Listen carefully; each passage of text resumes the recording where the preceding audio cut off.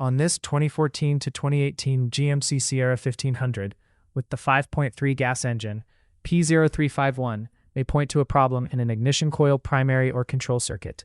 The truck may run rough, misfire, crank longer than expected, or turn the check engine light on. Broadly, the fault area can be the ignition coil circuit, the coil connector, related wiring and terminals, the ground or ignition feed side, or the engine control module side of the circuit. If other ignition or misfire codes are present, use them as context, but keep this diagnostic path focused on P0351. The logic here is simple. The control circuit is being commanded one way, and the actual circuit state is not matching what the module expects. Start with the basic system checks, then follow a structured diagnostic approach. With the engine running, look at the scan tool status for the ignition coil 1 to 8 control circuit high voltage test status, low voltage test status, and open test status. Each one should read OK or not run. If any of those statuses are not in that specified state, move into circuit testing. If they are in the specified state, do not call it fixed yet. Keep watching those same parameters while you wiggle the harness and connector at the T8 ignition coil and at the K20 engine control module.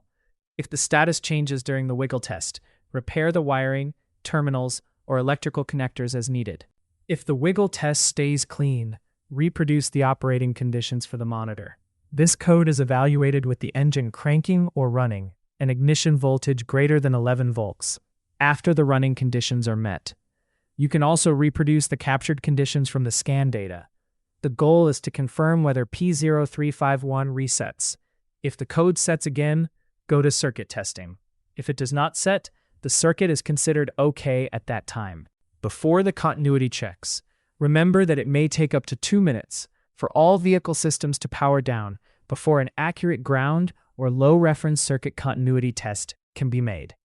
Turn the ignition and vehicle systems off, then disconnect the appropriate T8 ignition coil connector. Test for less than 10 ohms between ground circuit terminal 1A and ground. If it is 10 ohms or greater, disconnect the ground connection and test the circuit end-to-end, ground circuit terminal 1A at the component harness to the other end of the circuit at the ground terminal. That test should be less than 2 ohms. If it is 2 ohms or greater, repair the open or high resistance in the circuit. If it is less than 2 ohms, repair the open or high resistance in the ground connection. If the ground check is less than 10 ohms, turn the ignition on or put the vehicle in service mode. Now verify that a test lamp does not turn on between control circuit terminal 3C and B+. If the test lamp turns on, turn the vehicle off, remove the test lamp, disconnect the K20 engine control module connector, and test for infinite resistance between control circuit terminal 3C at the component harness and ground. If resistance is less than infinite, repair the short to ground on that circuit. If resistance is infinite, the path leads to replacing the K20 engine control module. If the test lamp does not turn on, remove the test lamp, start the engine, and check the ignition coil 1 to 8 control circuit high voltage test status again. It should be OK or not run.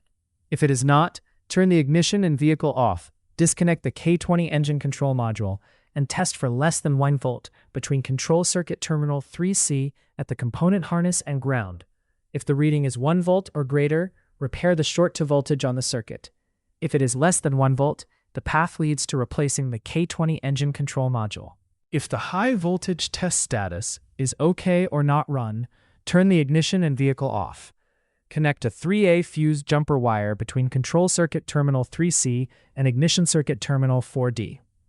Run the engine and check the ignition coil 1 to 8 control circuit high voltage test status again.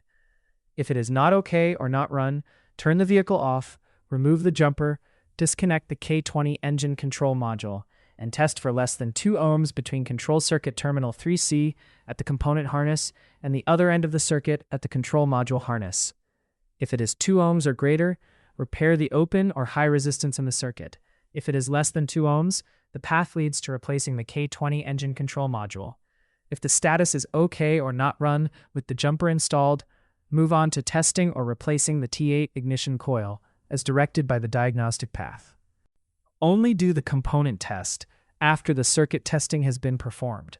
Turn the ignition and vehicle off, remove the appropriate T8 ignition coil, and leave its electrical connector connected. Install the J26792 ignition spark tester. Then run the engine and verify spark at the tool. A weak or erratic spark counts the same as no spark. If there is no spark, replace the T8 ignition coil. If there is spark, that part of the test is okay.